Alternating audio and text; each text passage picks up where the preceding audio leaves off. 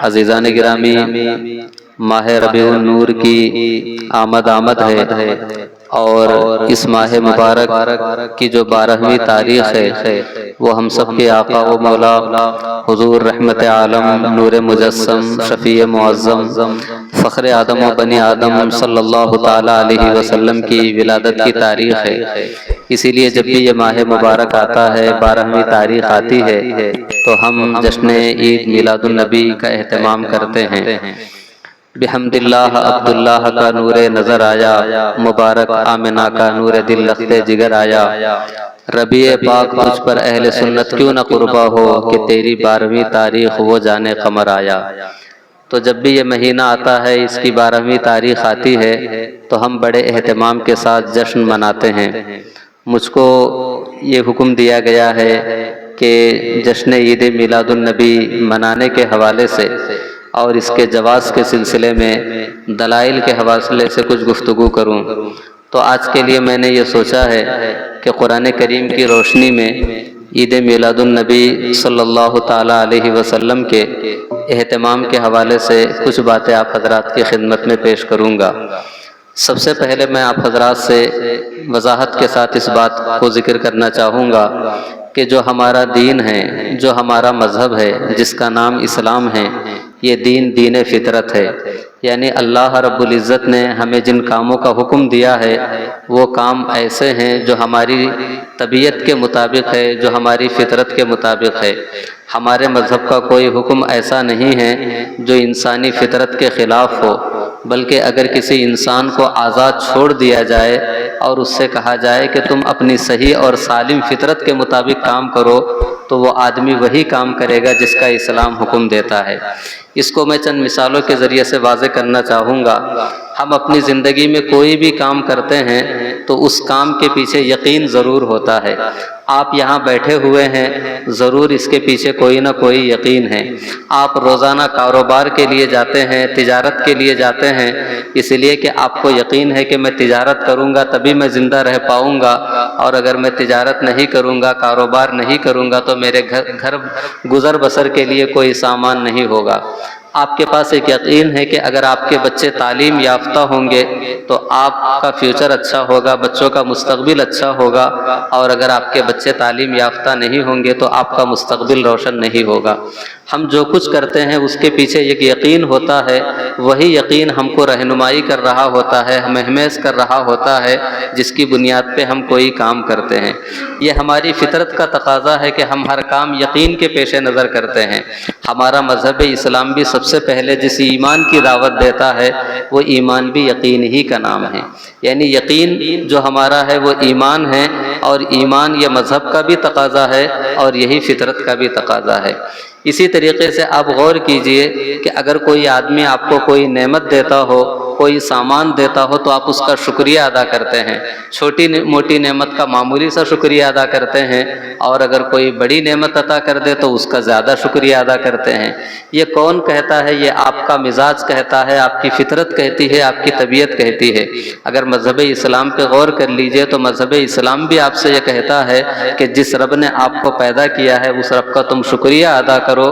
یا ایھا الناس اعبدوا ربکم الذی خلقکم والذین من قبلکم لعلکم تتقون۔ جس نے تم کو پیدا کیا تم اس کی عبادت کرو، اور تاکہ اس لیے عبادت کرو تاکہ تم پرہیزگار ہو جاؤ۔ اسی طریقے سے آپ غور کیجئے کہ اگر آپ کے پاس 1 روپیہ ہے، آپ کے بازو میں کوئی غریب رہتا ہے، تو آپ کی فطرت آپ سے یہ کہتی ہے کہ اس 1 روپے سے صرف آپ نہ کھائے، بلکہ اس 1 روپے سے اگر 60 پیسے آپ کھاتے ہیں تو 40 پیسے سے بازو کے غریب کی مدد کر دے، اس لیے کہ وہ آپ کا پڑوسی ہے، آپ کا ہمسایہ ہے، آپ کا قریب رہنے والا ہے۔ تو ہماری فطرت ہم سے یہ کہتی ہے کہ ہمارے پاس اگر دولت ہے تو اس کو 4 لوگوں کے درمیان تقسیم کیا جائے، بطور خاص ان غربا کو دیا جائے جن کے پاس کھانے کے لیے کچھ نہیں ہے۔ ہمارے مذہب اسلام بھی زکوٰۃ ہم سے یہی کہتی ہے کہ اگر اللہ نے تمہیں دولت دی ہے تو اس کے 40 حصے کر دو، 39 حصے اپنے پاس رکھو، 1 حصہ غریب کو دے دو۔ اسی طریقے سے آپ آگے بڑھتے چلے جائیں، اگر آپ کا کوئی دوست ہو، اس سے بے پناہ محبت کرتے ہو، اس کے احسانات کے زیر سایہ آپ رہتے ہو، تو آپ کا ضمیر آپ سے یہ کہے گا کہ میرا دوست ہے تو اس سے ملاقات کے لیے ضرور جانا چاہیے۔ روزانہ ہو سکے تو روزانہ جائے، روزانہ نہیں تو ہفتے میں جائے، ہفتے میں نہیں تو مہینے میں جائے، مہینے میں نہیں تو سال میں جائے، اور اگر سال میں بھی نہ ہو سکا تو زندگی میں کم سے کم ہمارا کوئی دوست ہے، کوئی محسن ہے، کوئی یار ہے، اس کے گھر تو ضرور جانا ہی چاہیے۔ یہ ہم سے ہماری فطرت بھی کہتی ہے، ہم سے ہمارا مذہب بھی کہتا ہے کہ جس رب نے تمہیں پیدا کیا ہے تم اپنی زندگی میں ایک مرتبہ اس کے گھر کا سفر کرو، وہاں طواف کرو اور اپنی محبتوں کا نذرانہ پیش کرو۔ آپ مذہب اسلام کے اوپر غور کیجئے اور اپنی فطرت اور طبیعت پہ غور کیجئے تو دونوں جگہ آپ کو ہم آہنگی نظر آئے گی کہ مذہب آپ سے وہی کہتا ہے جو آپ سے آپ کی فطرت کہتی ہے، آپ کی فطرت بھی آپ سے وہی کہتی ہے جو آپ کو مذہب کہتا ہے۔ ان تمام چیزوں کو دیکھنے کے بعد آپ اپنی فطرت کے اوپر غور کیجئے، فطرت کے تقاضے کی روشنی میں سوچئے کہ اگر اللہ رب العزت نے آپ کے گھر کوئی بیٹا عطا کیا ہے، اللہ رب العزت نے آپ کے معاشرے میں کوئی انسان پیدا کیا ہے، تو کیا اس انسان کی پیدائش پہ خوشی منانا یہ آپ کی فطرت کا تقاضا نہیں ہے؟ ہمارے گھر کوئی بچہ پیدا ہوتا ہے تو ہم اس کا عقیقہ کرتے ہیں، اس کی ولادت کی خوشی مناتے ہیں۔ معاشرے میں کوئی بچہ پیدا ہوتا ہے، ہم عقیقہ تو نہیں کرتے لیکن اس کو ضرور مبارکباد پیش کرتے ہیں کہ مبارک ہو، اللہ نے آپ کو بیٹا عطا فرمایا ہے، اللہ نے آپ کو اولاد کی نعمت عطا فرمائی ہے۔ جب ایک عام انسان پیدا ہوتا ہے تو ہم اس کے لیے مبارکباد پیش کرتے ہیں، تو جس نبی کریم صلی اللہ علیہ وسلم کے صدقے میں یہ ساری کائنات بنی ہیں، جب ان کی ولادت ہو رہی ہے تو کیا اس پہ خوشی منانا یہ فطرت کا تقاضا نہیں ہوگا؟ جس طریقے سے ہم اپنے بچے کی ولادت کے اوپر خوشی مناتے ہیں، اسی طریقے سے ہماری شریعت بھی ہم سے یہ کہتی ہے، ہماری طبیعت بھی ہم سے یہ کہتی ہے کہ ہم اس نبی کی آمد کے اوپر خوشی منائیں۔ یہ تو فطرت کی بات ہوئی، یہ تو بات طبیعت کی ہوئی، لیکن آئیے ہم دلائل کی روشنی میں گفتگو کرتے ہیں کہ اللہ رب العزت نے قرآن کریم میں کس طریقے سے اس حقیقت کو سمجھایا ہے اور کس طریقے سے حضور کی ولادت اور جشن ولادت کے حوالے سے ہمیں تعلیم دی ہے۔ آپ کو بظاہر ایسا محسوس ہوگا کہ قرآن کی روشنی یہ بات کیسے ثابت کی جا سکتی ہے، لیکن میں آپ کو بتانا چاہوں گا کہ رب ذوالجلال نے قرآن کریم میں کسی کی ولادت کا کیسے ذکر کیا ہے۔ ہمارے یہاں کوئی خبر جو ہوتی ہے اردو زبان میں اس کو ہم خبر کہتے ہیں، اور اگر کوئی اچھی خبر ہوتی ہے تو اس کو خوشخبری کہتے ہیں۔ یہی حال انگریزی کا بھی ہوتا ہے کہ انگریزی میں جو خبر ہوتی ہے اس کو نیوز کہتے ہیں، اور جب کوئی بچہ پیدا ہوتا ہے تو اس کو گڈ نیوز کہتے ہیں۔ تو اچھی خبر جو ہوتی ہے، خوشخبری جو ہوتی ہے، وہ اس کا مطلب ہی یہ ہوتا ہے کہ آپ اس کے اوپر خوشی منائیے، تبھی تو یہ خوشخبری ہے۔ اللہ رب العزت نے قرآن کریم میں حضرت زکریا علیہ السلام کا ذکر کیا اور فرمایا کہ یا زکریا انا نبشرک بغلام اسمہ یحییٰ، اے زکریا ہم تمہیں ایک بچے کی خوشخبری سناتے ہیں جس کا نام یحییٰ ہوگا۔ یعنی قرآن کریم میں حضرت یحییٰ علیہ السلام کی ولادت کا ذکر ہے تو قرآن نے صرف یہ نہیں فرمایا کہ ہم زکریا کو بیٹا دے رہے ہیں، بلکہ اللہ تعالیٰ نے فرمایا کہ ہم زکریا کو بیٹے کی خوشخبری سنا رہے ہیں، یعنی جو بچہ آنے والا ہے اس کی آمد کے اوپر تمہیں خوشی منانی ہے، تبھی تو وہ جا کر کے خوشخبری میں تبدیل ہو سکتی ہے۔ اسی طریقے سے حضرت ابراہیم علیہ السلام کو دو بیٹے تھے، ایک کا نام حضرت اسحاق ہے اور دوسرے کا نام حضرت اسماعیل ہے۔ حضرت اسماعیل علیہ السلام کی پیدائش کا قرآن میں کئی جگہ ذکر ہے۔ ایک مقام پہ فرمایا انا نبشرک فبشرناہ بغلام حلیم، یہ سورہ صافات کے اندر ہے۔ ایسے ہی آپ دیکھ لیجئے سورہ ہجر کے اندر ہے، اللہ تعالیٰ حضرت اسماعیل کے بارے میں فرماتا ہے کہ اے ابراہیم ہم تمہیں خوشخبری سنا رہے ہیں ایک بردبار اور علم والے بچے کی ولادت کی۔ قرآن یہاں پر بھی بچے کی ولادت کی جو خبر دے رہا ہے اسے مطلقاً خبر نہیں کہتا، بلکہ قرآن یہ کہتا ہے کہ یہ آپ کے لیے خوشخبری ہے، یعنی یہ کہ بچے کی ولادت بھی ہو رہی ہے اور ولادت کے ساتھ خوشی کا ذکر بھی ہو رہا ہے۔ ہم بھی اپنے نبی کی آمد کے موقع پہ یہی کرتے ہیں کہ نبی کی آمد کا جشن مناتے ہیں، یعنی ہم نبی کی آمد کی خوشخبری لوگوں کو سناتے ہیں اور اس کے اوپر خوشیوں کا اظہار کرتے ہیں۔ اسی طریقے سے حضرت سارہ رضی اللہ تعالیٰ عنہ حضرت ابراہیم علیہ السلام کی زوجہ ہے، ان کی عمر بہت لمبی ہو گئی، ان کو کوئی بیٹا نہیں تھا، کوئی اولاد نہیں تھی۔ بڑی تمناؤں کے بعد اللہ نے انہیں اولاد عطا فرمائی تو قرآن نے اس کا ذکر کیا۔ سورہ ہود کی آیت ہے فبشرناها وامرأته قائمة فضحكت فبشرناها کہ حضرت ابراہیم علیہ السلام کی جو زوجہ سارہ تھی وہ کھڑی تھی، تو اللہ فرماتا ہے کہ ہم نے سارہ کو خوشخبری سنائی کہ تمہارے گھر یحییٰ پیدا ہو، تمہارے گھر اسحاق کی ولادت ہوگی، اور اسحاق کے صلب سے ایک اور بچہ پیدا ہوگا، وَمِن وَرَاءِ اسحاق یعقوب، اسی اسحاق کے صلب سے ایک اور بچہ ہوگا جس کا نام یعقوب ہے۔ قرآن کریم کی ان آیات پہ آپ غور کیجئے کہ پروردگار عالم لوگوں کی ولادت کی خوشخبری سنا رہا ہے۔ حضرت زکریا سے فرمایا کہ آپ کے گھر بچہ ہوگا جس کی ہم خوشخبری سناتے ہیں۔ حضرت ابراہیم سے فرمایا کہ آپ کو اسماعیل کی شکل میں اولاد عطا ہوگی جس کی ہم خوشخبری سناتے ہیں۔ حضرت سارہ سے فرمایا کہ آپ کے بطن سے اسحاق کی ولادت ہوگی اور اسحاق کے صلب سے یعقوب کی ولادت ہوگی۔ قرآن نے ان ولادت کے سارے واقعات کو بیان کرنے کے لیے جو کلمہ ذکر فرمایا ہے اس کلمے کا نام ہے تبشیر، اس کلمے کو کہتے ہیں بشارت، اور بشارت کا معنی ہی خوشخبری ہے، جو خوشخبری ہے وہی جشن ولادت ہے۔ ہم اپنے نبی کی آمد کا جشن مناتے ہیں، یعنی ولادت کی خوشی مناتے ہیں، اور قرآن بھی انبیاء کرام کی ولادت کا جہاں ذکر کر رہا ہے وہاں مطلقاً یہ نہیں فرمایا کہ وہ پیدا ہو گئے، بلکہ ان سے فرما رہا ہے کہ اے یحییٰ خوش ہو، اے زکریا خوش ہو جاؤ، تمہارے گود میں یحییٰ آنے والے ہیں، اے ابراہیم خوش ہو جاؤ، تمہارے گود میں اسماعیل آنے والے ہیں، اے سارہ خوش ہو جاؤ، تمہارے گود میں اسحاق آنے والے ہیں، اور اسحاق کے بعد یعقوب آنے والے ہیں۔ قرآن ولادت کے واقعات کو خوشخبری کے ضمن میں بیان کر کے یہ سبق دے رہا ہے کہ جشن ولادت کا اہتمام کرنا یہ کوئی اجنبی امر نہیں ہے، بلکہ یہ تو وہ چیز ہے جو فطرت کا بھی تقاضا ہے اور اللہ کی مشیت بھی ہے، یہی سنت الہیہ ہے اور یہی قانون خداوندی ہے۔ اور آگے دیکھیے کہ قرآن کریم نے ولادت کے باب میں حضور صلی اللہ تعالی علیہ وسلم کے بارے میں فرمایا کہ یا ایھا الناس قد جاءتکم موعظۃ من ربکم وشفاء لما فی الصدور وہدی ورحمۃ للمؤمنین قل بفضل اللہ وبرحمتہ فبذلک فلیفرحوا هو خیر مما یجمعون۔ اس آیت کریمہ سے حضور کی ولادت کا جشن منانا ثابت ہوتا ہے۔ کیسے ثابت ہوتا ہے؟ قرآن کہتا ہے یا ایھا الناس، اے لوگو، قد جاءتکم موعظۃ من ربکم، تمہارے پاس تمہارے رب کی طرف سے نصیحت آ گئی، وہ ہدن ہدایت آ گئی، وہ شفاء لما فی الصدور تمہاری بیماریوں کا علاج آ گیا۔ قل بفضل اللہ، اے نبی آپ اپنی امت سے کہہ دو کہ اللہ کے فضل پہ خوشی منائے، اللہ کی رحمت پہ خوشی منائے۔ 5 کلمات قرآن نے ذکر کیے۔ سب سے پہلا کلمہ ہے نصیحت، دوسرا کلمہ ہے ہدایت، تیسرا کلمہ ہے شفا، چوتھا کلمہ ہے رحمت، اور 5واں کلمہ ہے فضل۔ یہ 5 کلمات قرآن نے ذکر کیے۔ یہ 5 کلمات قرآن کے لیے بھی بولے جا سکتے ہیں، لیکن ان 5 کلمات سے حضور کی ذات بھی مراد ہو سکتی ہے۔ اور قرآن کریم میں دیکھیے کہ اللہ رب العزت نے اپنے محبوب کا جہاں جہاں ذکر کیا ہے وہاں پہ ان 5 کلمات کا ذکر کیا ہے۔ اللہ نے ہمارے نبی کو کیوں بھیجا؟ اس لیے بھیجا وذکر فإن الذکریٰ تنفع المؤمنین، نبی کا کام یہ ہے کہ وہ لوگوں کو نصیحت کرتے ہیں۔ اللہ فرماتا ہے کہ اے لوگو، تمہارے پاس تمہارے رب کی طرف سے نصیحت آ گئی، یعنی یہ کہ نصیحت کرنے والے نبی آ رہے ہیں۔ دوسرے مقام پہ فرمایا وہدن، تمہارے پاس اللہ کی طرف سے ہدایت آ رہی ہے، اور قرآن حضور کے بارے میں فرماتا ہے وَإِنَّكَ لَتَهْدِي مَنْ إِنَّكَ لَتَهْدِي إِلَى صِرَاطٍ مستقیم، اے نبی آپ لوگوں کو راہ راست کی ہدایت دیتے ہیں۔ پھر تیسرے نمبر پہ اللہ تعالیٰ اپنے نبی کے بارے میں فرماتا ہے وَشِفَاءٌ لِمَا فِي الصُّدُورِ، حضور دلوں کو پاک کرتے ہیں۔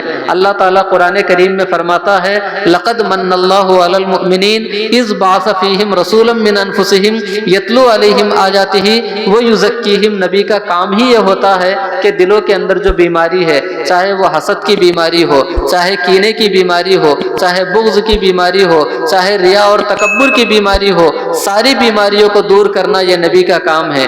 پھر اس کے آگے اللہ فرماتا ہے قل بفضل اللہ، اللہ کا فضل آ رہا ہے۔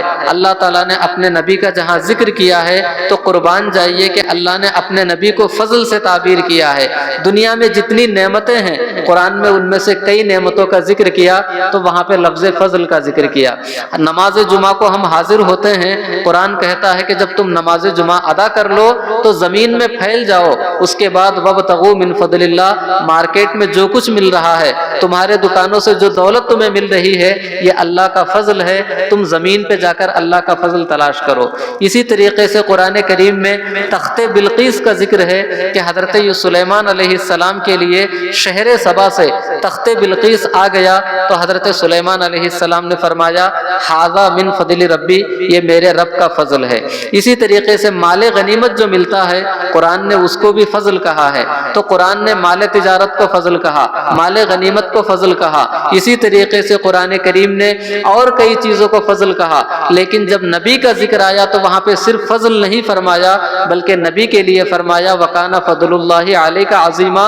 نبی صرف فضل والے نہیں ہیں بلکہ بہت بڑے فضل والے ہیں۔ اللہ نے نبی کے بارے میں فرمایا یا ایھا النبی انا ارسلناک شاہدا ومبشرا ونذیرا وداعیا الی اللہ باذنہ وسراجا منیرا وبشر المؤمنین بان لهم من اللہ فضلا کبیرا۔ یعنی جہاں نبی کا ذکر آتا ہے تو قرآن وہاں پہ صرف فضل نہیں بلکہ فضل عظیم کا ذکر فرماتا ہے۔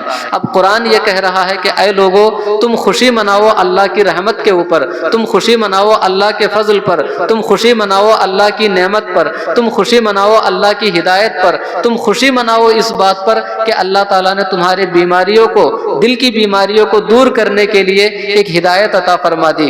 یہ ساری چیزیں جو قرآن ذکر کر رہا ہے اگر ان سب کو کسی پیکر مجسم میں دیکھا جائے، کسی محسوس شکل میں دیکھا جائے تو وہ شکل ہمارے نبی کی ہے، وہ ذات ہمارے نبی کی ہے۔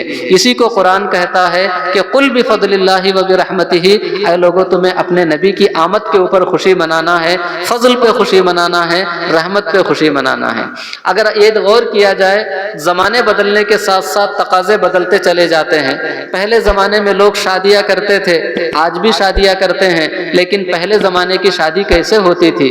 حضرت سیدہ زینب کی شادی کی تو حضور صلی اللہ تعالی علیہ وسلم نے باراتیوں کو جو کھانا کھلایا تھا، روایتوں میں آیا ہے کہ حضور نے علماء بتمرن و سویقن، حضور نے کھجور کے ذریعے سے اور ستو کے ذریعے سے آنے والے مہمانوں کی ضیافت کی۔ اس زمانے میں ولیمے کے لیے حضور نے جو اہتمام فرمایا تھا اس میں صرف یہ دو چیزیں تھی، ایک طرف ستو تھا اور دوسرے طرف کھجور تھی۔ انہی دو چیزوں سے حضور نے اپنے مہمانوں کی ضیافت کی، اسی سے ولیمہ کیا۔ لیکن آج ہمارا ولیمہ کیسے ہوتا ہے؟ 10 قسم کی ڈشیں ہوتی ہے، مہمانوں کے کھانے الگ ہوتے ہیں، باراتیوں کے کھانے الگ ہوتے ہیں، طرح طرح کی مرغن غذائیں ہوتی ہے۔ زمانہ بدلنے کے ساتھ خوشیوں کے انداز بدل جاتے ہیں، ماحول بدلنے کے ساتھ شکلیں بدل جاتی ہے۔ حضور کی ولادت کا جشن کل بھی ہوتا تھا، آج بھی ہو رہا ہے، فرق اتنا ہے کہ وہ زمانہ الگ تھا، وہ الگ انداز سے خوشی مناتے تھے۔ آج زمانہ ترقی کر چکا ہے، زمانے کے ماحول بدل چکے ہیں، تہذیبیں بدل چکی ہے، علاقے بدل چکے ہیں، تو لوگ دوسرے انداز سے خوشی مناتے ہیں۔ اور قربان جائیے قرآن کریم نے حضور کی ولادت کے حوالے سے کتنے واضح الفاظ میں فرمایا وَأَمَّا بِنِعْمَتِ رَبِّكَ فَحَدِّثْ، اے لوگوں تم اپنے رب کی نعمت کا ذکر کرو۔ قرآن میں اللہ نے بڑی نعمتوں کا ذکر کیا، اے لوگوں ہم نے تمہیں سننے کے لیے کان دیے، ہم نے تمہیں دیکھنے کے لیے آنکھیں دی، بولنے کے لیے زبان دی، ساری نعمتوں کا ذکر کیا، لیکن کسی نعمت کو ذکر کرنے کے بعد بطور خاص اس کا احسان نہیں جتایا، اس لیے کہ وہ ساری نعمتیں اس نعمت عظمیٰ کے مقابلے میں کوئی بہت زیادہ اہمیت نہیں رکھتی۔ حضور کا ذکر کیا تو فرمایا لقد من اللہ علی المؤمنین، ہم نے مسلمانوں کے اوپر احسان کر دیا۔ اگر آپ کسی سے 10 روپے مانگ لے وہ آدمی 10 روپے آپ کو دے دے گا، بلکہ یہ بھی ممکن ہے کہ اس کے پاس 10 روپے نہ ہو، 20 روپے کا نوٹ ہو تو وہ 20 روپے دے دے گا اور کہے گا کہ 10 روپے نہیں، چلو یہ 20 روپے لے کر کے چلے جاؤ۔ ایسا ہو سکتا ہے، لیکن اگر کسی سے آپ لاکھ روپے مانگ لے تو وہ بہت پس و پیش میں پڑ جائے گا اور جب دے گا تو کہے گا کہ اس کو سنبھال کے رکھنا، میں نے تمہیں بہت بڑی نعمت دے دی ہے، میں نے تمہیں بہت موٹی رقم دے دی ہے۔ اس لیے کہ جب نعمت بڑی ہوتی ہے تو اس کا ذکر بھی اسی انداز سے ہوتا ہے۔ اللہ رب العزت نے جب نبی کو بھیجا تو خاص طور سے فرمایا لقد من اللہ علی المؤمنین، اللہ نے انعام کر دیا ہے اپنے بندوں کے اوپر، احسان فرما دیا ہے اپنے بندوں کے اوپر کہ جس رسول کا مستقر عرش ہے اس رسول کو زمین کے اوپر بھیج دیا، جس رسول کے ہمسائے جبریل امین ہیں اور انبیاء کرام ہیں اس رسول کو خاکی انسانوں کے درمیان ہم نے بھیج دیا۔ یہ اللہ کا احسان ہے اس کے بندوں کے اوپر۔ اور حضور کیسے نعمت والے تھے، قرآن نے اس کا ذکر دوسرے مقام پہ کیا کہ جب حضور تشریف لائے تھے تو مکہ شریف میں لوگ کفر کے دلدل میں پھنسے ہوئے تھے اور مدینہ منورہ کا حال یہ تھا کہ وہاں پہ دو قبیلے رہتے تھے، ایک کا نام تھا خزرج اور دوسرے کا نام اوس۔ یہ دونوں قبیلے ہمیشہ لڑتے رہتے تھے، ان کی لڑائیاں 1-2 سال کے لیے نہیں بلکہ نہ جانے کتنے سالوں کو محیط تھی، 40-50 سال سے یہ لوگ ہمیشہ لڑتے ہی رہے۔ قرآن کہتا ہے وَاذْكُرُوا إِذْ كُنْتُمْ أَعْدَاءً فَأَلَّفَ بَيْنَ قُلُوبِكُمْ فَأَصْبَحْتُمْ بِنِعْمَتِهِ إِخْوَانًا۔ اس وقت کو یاد کرو جب تم آپس میں لڑا کرتے تھے، اس وقت کو یاد کرو جب تم ایک دوسرے کے دشمن تھے، تو اللہ رب العزت نے اس نبی کو بھیجا، اس نبی کی برکت سے، اس نبی کے انعام کی برکت سے، اس نبی کی آمد اور نعمت کی برکت سے اللہ تعالیٰ نے تمہارے دلوں کے درمیان الفت قائم کر دی۔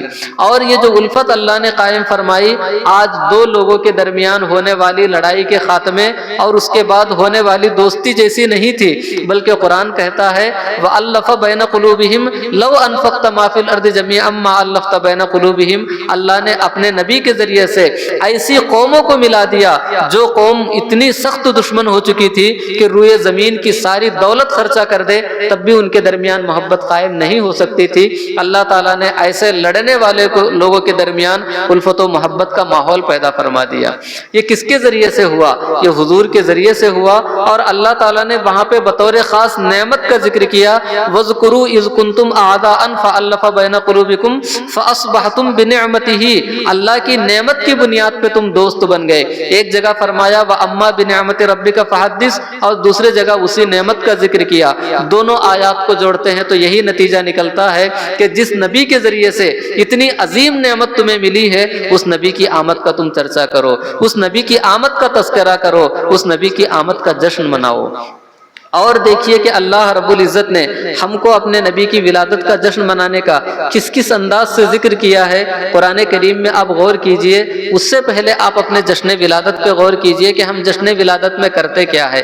ہم اپنے نبی کی آمد کا واقعہ بیان کرتے ہیں، ہم اپنے نبی کی آمد کے اوپر میلاد یہ اشعار پڑھتے ہیں، اور ساتھ ہی ساتھ سلام پڑھتے ہیں اور جلوس نکالتے ہیں، لوگوں کو کھانا کھلاتے ہیں۔ یہ 5 اعمال بطور خاص کیے جاتے ہیں۔ سب سے پہلے یہ ہے کہ ہم اپنے نبی کی ولادت کا ذکر کرتے ہیں۔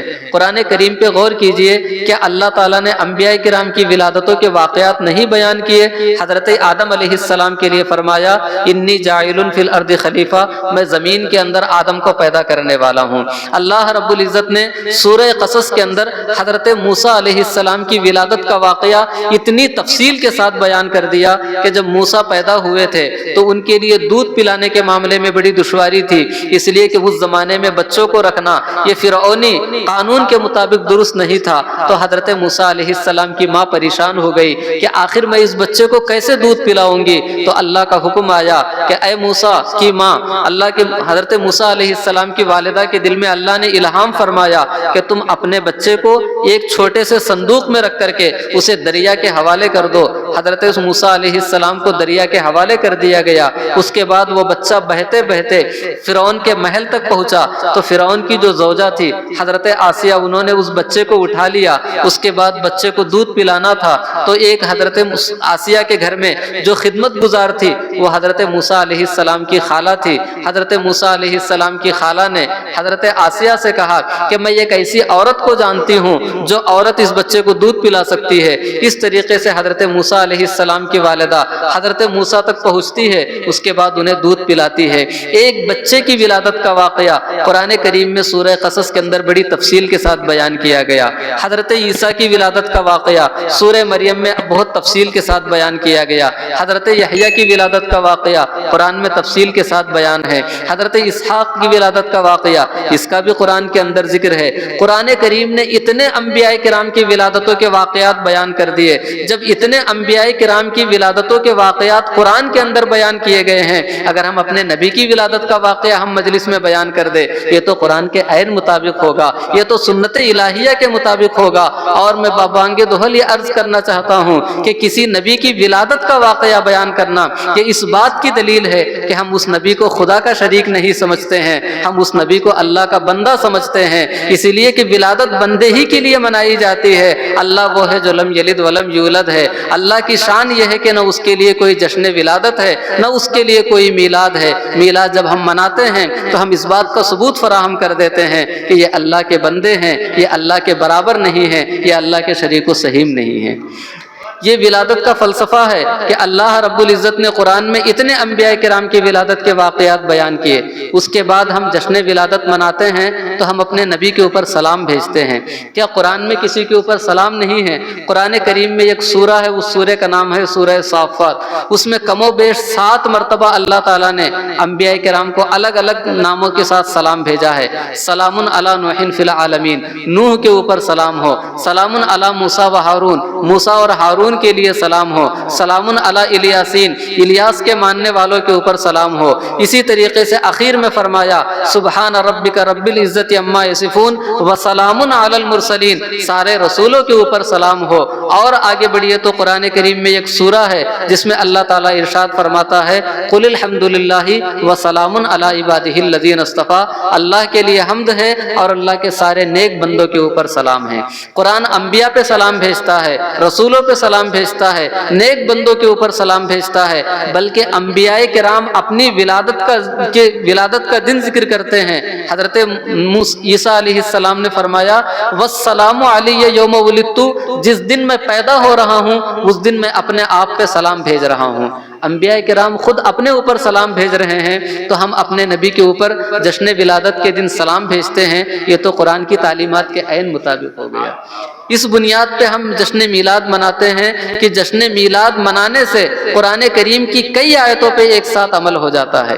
اور میلاد کے دن ہم کیا کرتے ہیں؟ ہم اپنے نبی کی نعت پڑھتے ہیں، اور نبی کی نعت کا مطلب نبی کی تعریف ہے۔ قرآن کریم میں کیا اللہ نے اپنے نبی کی تعریف نہیں کی ہے؟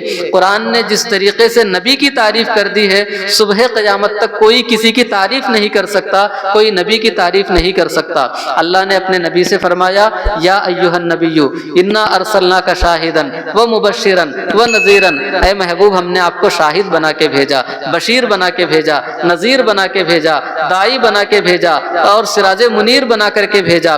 کسی مقام پہ فرمایا ید اللہ فوق ایدی ان الذین یبایعونک انما یبایعون اللہ، جو آپ کے ہاتھ پہ بیعت کرتے ہیں وہ اللہ کے دست قدرت پہ بیعت کرتے ہیں۔ وما رمیت اذ رمیت ولکن اللہ رما، جب آپ کنکری پھینکتے ہیں آپ نہیں پھینکتے، اللہ رب العزت اسے پھینکتا ہے۔ اللہ نے حضور کے چہرے کا ذکر کیا اور نہ جانے کس کس طریقے سے حضور کا ذکر کیا۔ جب قرآن میں حضور کا ذکر آیا ہے، ان کی نعت آئی ہے، ان کی مدح سرائی آئی ہے، تو ہم 12 ربیع الاول کے دن بھی وہی کرتے ہیں جو قرآن میں اللہ رب العزت نے کیا اور جس کی تعلیم عطا فرمائی ہے۔ اور 12 ربیع الاول کو ہم تیسرا جو کام کرتے ہیں وہ یہ ہے، چوتھا جو کام کرتے ہیں، لوگ شیرینی تقسیم کرتے ہیں، تبرک تقسیم کرتے ہیں، کھانا کھلاتے ہیں۔ ایک حدیث پاک میں ہے حضور صلی اللہ تعالی علیہ وسلم کے پاس ایک صحابی حاضر ہوئے اور عرض کرتے ہیں ای الناس خیر یا رسول اللہ، یا رسول اللہ ای الاسلام خیر، اسلام کا سب سے بہترین عمل کیا ہے؟ تو حضور نے فرمایا اتطعم الطعام وتقرئ السلام علی من عرفت ومن لم تعرف، تم کھانا کھلاؤ اور جس کو تم پہچانتے ہو اس کو بھی سلام کرو، جس کو تم نہیں پہچانتے ہو اس کو بھی سلام کرو۔ حضور نے فرمایا سب سے بہترین عمل یہ ہے کہ تم کھانا کھلاؤ، چونکہ سب سے بہترین پیغمبر کی آمد ہو رہی ہے تو ہم ان کی ولادت کے موقع پہ اسلام کا جو سب سے بہترین عمل ہے ہم انہی کی ولادت کے دن وہ کام کر لیتے ہیں۔ اس طریقے سے حدیث پہ بھی عمل کرتے ہیں اور حضور کی ولادت کا جشن مناتے ہیں۔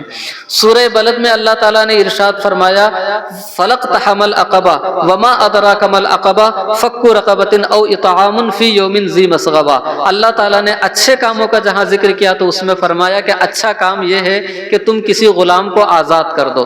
آج غلام نہیں ہوتے ہیں لیکن بہت سے قیدی ہوتے ہیں۔ اگر کسی کے اختیار میں ہے، کسی کے پاس اتنا پاور ہے کہ کوئی قیدی ایسا ہے کہ جس کو وہ اپنے پیسوں سے چھڑا سکتا ہے، وہ اپنے کیس لڑ کر کے اس کو چھڑا سکتا ہے، اس کا مچلکا دے کر کے اس کی رہائی کی سبیل پیدا کر سکتا ہے، تو سب سے بہترین کام یہ ہے۔ پھر دوسرا کام فرمایا او اطعام فی یوم ذی مسغبہ، جب بھوک مری کی شکایت ہو، لوگ قحط کے عالم میں ہو، لوگوں کو کھانے کی ضرورت ہو، اس وقت تم لوگوں کو کھانا کھلا دو، یہ سب سے بہترین عمل ہے۔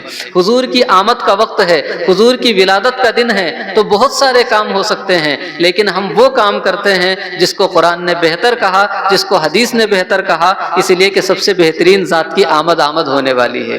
یہ حضور صلی اللہ علیہ وسلم کی ولادت کا جشن ہے۔ اور آخری چیز چیز جو ہم ولادت کے دن مناتے ہیں وہ ہے جلوس۔ جلوس کا معنی ہوتا ہے، سبھی لوگ جانتے ہیں جلوس کیا ہے۔ حضور کی آمد کے موقع پہ ہم باہر نکلتے ہیں اور لوگوں میں اپنی خوشیوں کا اعلان کرتے ہیں۔ کیا حضور صلی اللہ علیہ وسلم کے لیے کبھی جلوس نہیں نکلا تھا؟ آپ حجۃ الوداع کے بارے میں غور کیجئے کہ جو حجۃ الوداع ہے وہ سن 11 ہجری کا واقعہ ہے۔ جس سال حضور کی وفات ہوئی ہے اسی سال حضور صلی اللہ علیہ وسلم نے حجۃ الوداع کیا ہے۔ لیکن جو حج فرض ہوا ہے سن 6 ہجری میں فرض ہوا، 7 میں فرض ہوا، 8 میں فرض ہوا۔ کئی روایتیں ملتی ہے حج فرض ہونے کے بعد حضور نے فوراً حج نہیں کیا۔ لوگ چاہتے تو حج کر لیتے، لیکن بہت سے لوگ انتظار کرتے رہے، ہم بعد میں حج کریں گے، ہم حضور کے ساتھ حج کریں گے۔ حتیٰ کہ 9 ہجری جب آئی تو حضور صلی اللہ علیہ وسلم نے حضرت صدیق اکبر کو بھیجا اور فرمایا کہ جاؤ لوگوں کو حج کرا دو۔ حضرت صدیق اکبر گئے اور جانے کے بعد ایک جم غفیر کے ساتھ جا کر لوگوں کو حج کرا دیا۔ حضرت علی رضی اللہ تعالیٰ عنہ کو حضور نے بھیجا اور فرمایا کہ جاؤ ابو بکر سے کہہ دینا کہ مدینے میں مکہ میں ابھی اعلان کر دے کہ سال آئندہ جو حج ہونے والا ہے اس حج میں کوئی مشرک نہیں آئے گا، یہ آخری موقع ہے کہ جہاں پہ حج میں مشرک بھی شریک ہو رہے ہیں۔ یہ اعلان ہو گیا۔ اس کے بعد جو سال آئندہ حضور صلی اللہ علیہ وسلم حج کے لیے نکلتے ہیں تو مدینے میں تو چند محدود افراد رہا کرتے تھے، مدینے میں رہنے والے صحابہ کی تعداد بہت محدود تھی، لیکن جیسے ہی لوگوں کو خبر ملی حضور حج کے لیے تشریف لے جا رہے ہیں، سارے گرد و قبائل کے رہنے والے امٹ پڑے اور حضور صلی اللہ علیہ وسلم جب مدینے سے نکلے تھے تو آپ کے ساتھ محدود صحابہ کی تعداد تھی، لیکن مکہ شریف پہنچتے وہ تعداد 1 لاکھ سے زائد ہو گئی۔ حضور کی رفاقت میں اتنا بڑا اجتماع حضور ہی کے لیے ہوا تھا۔ لوگ یہ کہتے تھے کہ ہم حضور کے ساتھ حج کے لیے جائیں گے۔ حضور صلی اللہ علیہ وسلم بنفس نفیس موجود تھے اور صحابہ ان کے ارد گرد ہجوم بنا کر کے چل رہے تھے۔ آج حضور صلی اللہ تعالیٰ علیہ وسلم پردہ فرما چکے، ہمارے حیات ظاہری میں نہیں ہیں۔ آج ہم ان کے نام کی ولادت کے موقع پہ انہی کے نام کا جلوس نکالتے ہیں اور انہی کو مبارکباد پیش کرتے ہیں، انہی کی ولادت کے موقع پہ جشن آمد رسول کے نعرے لگاتے ہیں۔ یہ دراصل اسی کی ترجمانی ہے، اور اس سے زیادہ جس کو علماء نے بڑی وضاحت کے ساتھ بیان کیا ہے وہ یہ ہے کہ حضور صلی اللہ علیہ وسلم جب مکہ سے مدینہ تشریف لا رہے تھے تو روزانہ مدینے کے لوگ آتے تھے، صبح سے لے کے دوپہر تک مدینے کے باہر انتظار کرتے تھے کہ حضور آنے والے ہیں۔ جب حضور کی آمد سے وہ مایوس ہو جاتے واپس چلے جاتے، یہاں تک کہ ایک دن وہ بھی آیا کہ حضور تشریف لے آئے۔ جب حضور تشریف لے آئے دور سے لوگوں نے دیکھا کہ حضرت صدیق اکبر ہیں اور حضور صلی اللہ علیہ وسلم ہیں۔ حضرت صدیق اکبر نے اپنا امامہ اتارا، اپنے نیزے کے اوپر وہ امامہ نصب کیا اور حضور کے اوپر صاحبان بنایا، تو لوگ سمجھ گئے کہ یہ خادم ہیں، وہ مخدوم ہیں، یہ امتی ہیں، وہ اللہ کے رسول ہے۔ اس کے بعد حضور صلی اللہ علیہ وسلم کا صحابہ کرام نے ہجوم کے ساتھ استقبال کیا، اور اس ہجوم کے ساتھ استقبال کیا کہ جب حضور کی اونٹنی گزرتی تھی سارے صحابہ منتظر کھڑے رہتے تھے اور حضور سے کہتے تھے یا رسول اللہ آپ ہمارے یہاں قیام فرمائے، ہمیں میزبانی کا شرف عطا فرمائے۔ حضور فرماتے کہ نہیں تم میری اونٹنی کا راستہ مت روکنا، فإنها مامورۃ، اس لیے کہ یہ اونٹنی اللہ کے حکم سے چل رہی ہے، جہاں اللہ کا حکم پائے گی وہ بیٹھ جائے گی۔ حضرت ابو ایوب انصاری کے گھر پہ جا کر کے اونٹنی بیٹھتی ہے تو وہاں سے لے کر کے حضرت ابو ایوب انصاری کے گھر تک جو پورا کا پورا راستہ حضور نے طے کیا ہے، حضور کے ارد گرد صحابہ کا ہجوم ہے، حضور کا استقبال ہو رہا ہے، حضور کی آمد کا جشن منایا جا رہا ہے۔ ہم اسی سنت کو آج زندہ کر کے حضور کی محبتوں کے نعرے لگاتے ہیں اور ان کی ولادت کا جشن مناتے ہیں، اور سرکار کی آمد کے نعرے لگا کر کے اپنے دل و جان کو منور کرتے ہیں اور اپنی آنکھوں کو جلا بخشتے ہیں۔ یہ حضور کی ولادت ہے جو قرآن سے ثابت ہے، حدیث سے ثابت ہے اور صحابہ کے طرز عمل سے ثابت ہے۔ اور حضور صلی اللہ تعالیٰ علیہ وسلم ایک جنگ سے واپس تشریف لائے تو ایک خاتون تھی، وہ بارگاہ رسالت میں حاضر ہوئی اور عرض کرنے لگی یا رسول اللہ نظرت ان اضربا ان ردک اللہ سالما بالدف، یا رسول اللہ میں نے یہ نظر مانی ہے کہ اگر آپ میدان جنگ سے صحیح سلامت واپس آ جائیں گے تو میں آپ کے استقبال میں دف بجا کر کے شعر گنگناؤں گی، شعر پڑھوں گی، تو حضور نے فرمایا ان نظرتی فاوفی النظر، اگر تو نے نظر مانی ہے تو اپنی نظر کو پورا کر لینا، اور اگر نظر نہیں مانی تو پھر تمہیں اختیار ہے۔ یعنی ایک صحابیہ ہے جو حضور سے یہ کہہ رہی ہے کہ یا رسول اللہ اگر آپ صحیح سلامت واپس آئیں گے تو آپ کی آمد کی خوشی میں آپ ہی کے سامنے میں دف بجا کر کے شعر پڑھوں گی اور گنگناؤں گی اور خوشیوں کا اظہار کروں گی۔ وہ جنگ سے واپسی کے موقع پہ ایک صحابیہ کہہ رہی ہے کہ سلامتی کے ساتھ واپس آ جائیں گے تو ہم خوشیاں منائیں گے، وہ جنگ سے واپسی ہے، اور جب وہ دنیا میں خود تشریف لا رہے ہو کیا اس موقع پہ خوشی نہیں منائی جائے گی؟ یقیناً جب حضور تشریف لائیں گے عرش والے بھی خوشی منائیں گے، فرش والے بھی خوشی منائیں گے۔ نصیب چمکے ہیں فرشیوں کے کہ عرش کے چاند آ رہے ہیں، جھلک سے جن کی فلک ہے روشن وہ شمس تشریف لا رہے ہیں۔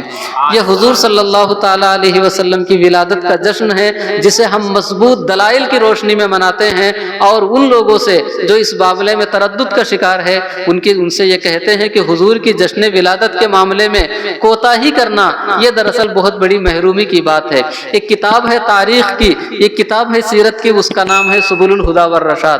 اس کتاب میں ایک واقعہ بیان کیا گیا ہے کہ ایک بزرگ نے خواب میں حضور صلی اللہ علیہ وسلم کو دیکھا اور اس کے بعد کہا یا رسول اللہ لوگ آپ کی ولادت کے جشن کے سلسلے میں الگ الگ اقوال بیان کرتے ہیں، آپ بیان فرمائے کہ اس حوالے سے آپ کا کیا حکم ہے؟